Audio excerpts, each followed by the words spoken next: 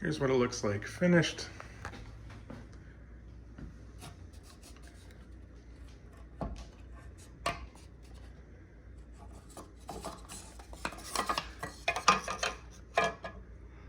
So the orange wires are the load cells for the brakes.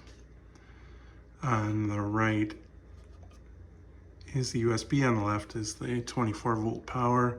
Those two little boards are the Leo Bodnar LC load cell amps.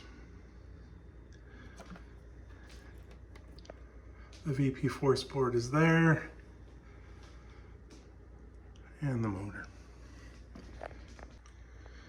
And the backside, USB, the two load cells. The belt is in place now.